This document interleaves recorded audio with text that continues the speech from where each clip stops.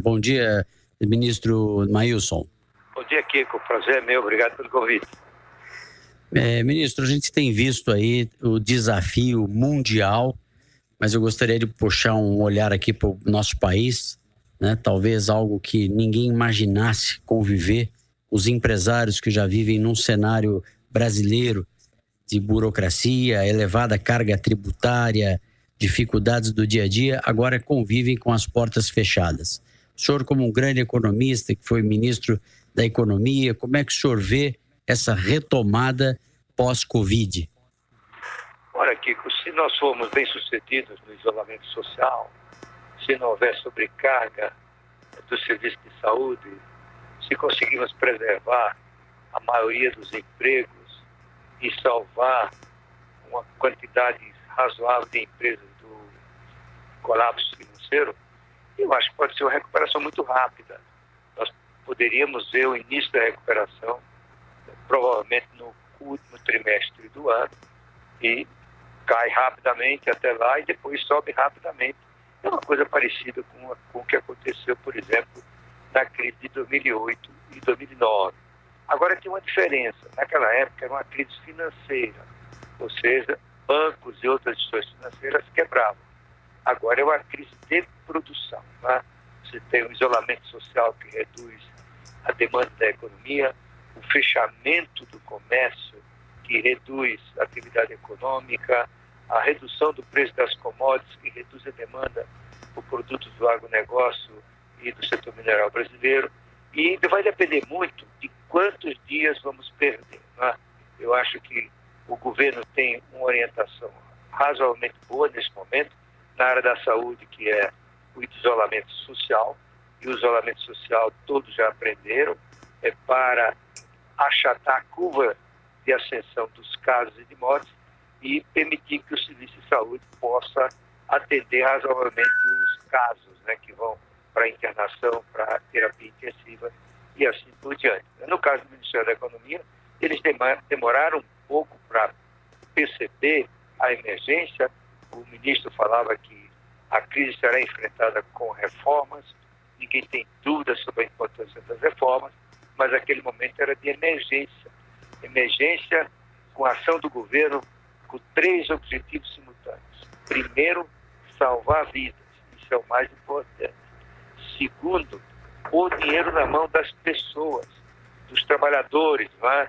E terceiro, reforçar o caixa das empresas para evitar que elas quebrem e desorganizem a economia. Né? O governo finalmente despertou e o Ministério da Economia engrenou, na minha opinião. Né?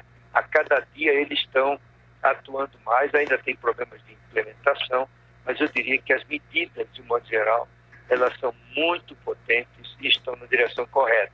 Nós vamos gastar, como diz o ministro da Economia, mais de 750 bilhões de reais na União para atender esses 3 objetivos. Ministro, o prazo para a quarentena tem preocupado aí, assustado bastante, principalmente os pequenos, os médios, né? Porque são pessoas que falam que hoje deveriam ter feito uma poupança. No nosso país é difícil você propor isso para alguém que vende almoço para pagar janta, como se diz no popular, né?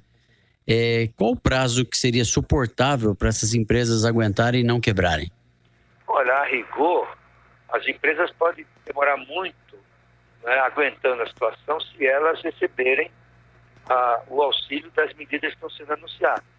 Se as empresas receberem capital de giro dos bancos, receberem o seguro-desemprego para os empregados, né, permitindo a renegociação do contrato de trabalho para diminuir a jornada de trabalho em 25%, 50%, 75%. Se essas medidas todas funcionarem, eu acho que é grande o fôlego das empresas. Não é para todas, né? As que estão mais forçadas de caixa demorarão mais a permanecer funcionando, né? Mas eu diria que teríamos um período razoavelmente longo, né, de permanência da maioria das empresas em funcionamento com a preservação dos empregos. O pior que pode acontecer é o país nessa nessa loucura que quer o presidente Bolsonaro de começar rapidamente a voltar a trabalhar, né? Isolar apenas as pessoas de risco. Isolamento vertical. Isolamento vertical. Todas as indicações dos especialistas são de que isso é inviável. Não tem como isolar. Só na cidade de São Paulo seriam, no estado de São Paulo, ou na cidade de São Paulo, não tenho certeza, 7 milhões de pessoas. Isso é impossível, né? E a experiência mostra, já com alguns casos dramáticos, que a resistência ou a hesitação em fazer o isolamento horizontal, social, na maneira adequada, termina sendo mais danoso, porque mais pessoas ficarão doentes, mais pessoas morrerão, mais será difícil a operação dos serviços de saúde.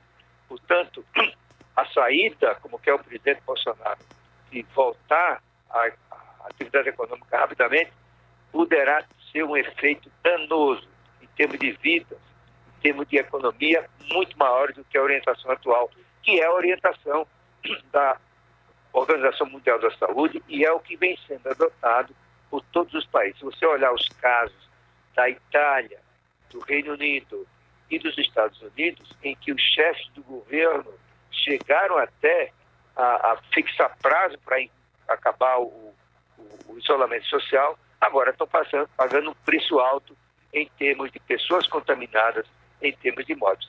Eu vou lembrar que o presidente Trump chegou a dizer que tudo voltaria ao normal no dia 7 de abril, ou seja, na próxima terça-feira.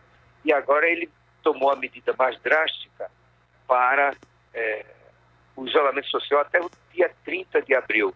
E os Estados Unidos hoje estão se transformando no epicentro da crise da coronavírus. Mas no Brasil, o senhor acredita que o ideal seria até quando?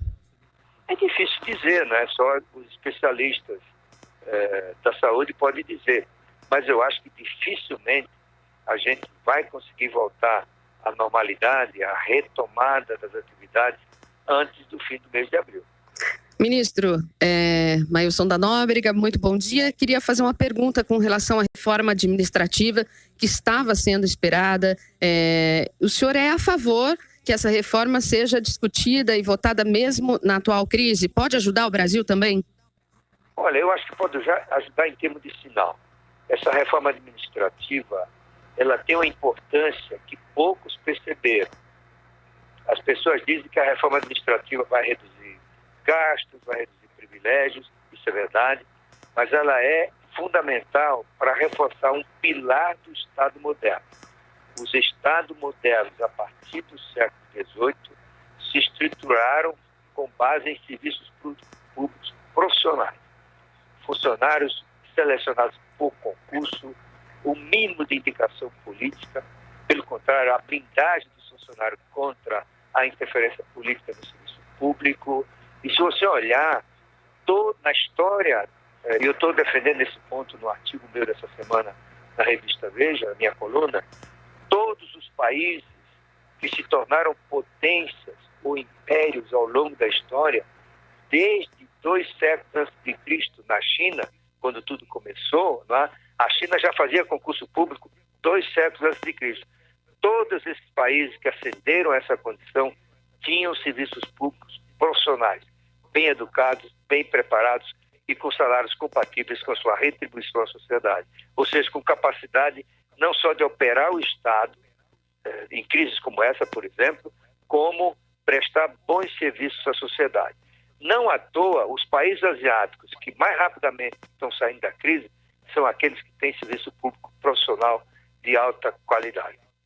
Ministro, uma das questões que a gente escuta muito, e agora se aflora essa questão, é que os produtos nacionais acabam perdendo muito espaço para produtos chineses, produtos de outros países, prejudicando aqui o nosso país. Porém, esses outros países se protegem com políticas nacionalistas, etc. E a gente percebe o potencial positivo que tem o empreendedor local brasileiro. Ele é combatente, ele convive com todas essas dificuldades aqui de burocracia, carga tributária elevada.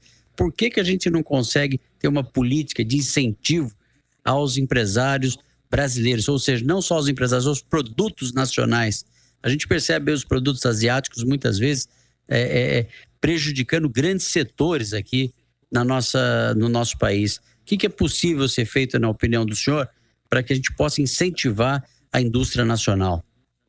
Olha, Kiko, a rigor, eu diria o que não pode ser feito, ou seja, fechar a economia novamente nos moldes dos anos 50, 60, 70 e depois no período do PT no governo, com medidas protecionistas.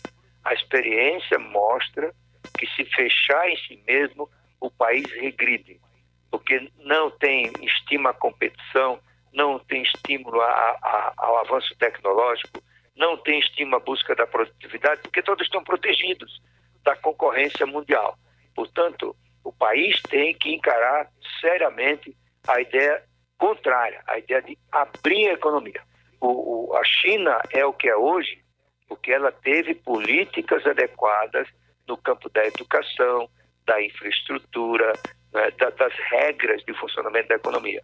O que o Brasil precisa, ao contrário de fechar, de adotar medidas nacionalistas que deram errado no passado, não é? Nós tivemos vários episódios de erros estratégicos nessa área. Por exemplo, o governo Geisel, que dobrou a aposta no fechamento da economia, criou sérios problemas no futuro. Grande parte da estagnação que o Brasil vive hoje decorre da queda de sua produtividade. E a produtividade é o principal fator de geração de riqueza de um país. Nos anos 50, 60 e 70, a produtividade do Brasil aumentava 4,2%. E é isso que permitiu que nesses 30 anos o Brasil fosse um país que mais cresceu no mundo. A produtividade estagnou, ela é negativa na indústria. E isso é grande parte explica a estagnação da economia brasileira nos últimos tempos. Então, eu acho que o estímulo ao empresário não é com medidas protecionistas, não é fechar nossas fronteiras, é se integrar ao mundo de forma adequada, e para isso tem que preparar o país para isso, que é uma reforma tributária que reduz os custos incríveis de um caótico sistema tributário, é a investimento em infraestrutura que melhora a logística, é a melhoria da educação que prepara melhor a mão de obra para os desafios da concorrência mundial e assim por diante, não é?